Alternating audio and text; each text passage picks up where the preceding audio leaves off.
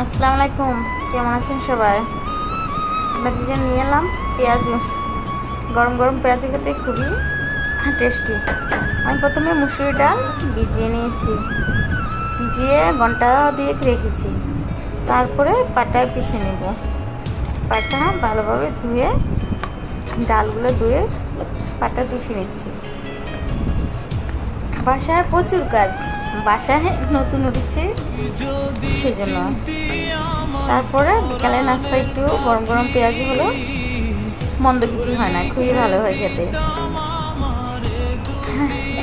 আর মুসুর ডালে পেঁয়াজ তো কথাই নেই, অন্যরকম স্বাদের টেস্টের।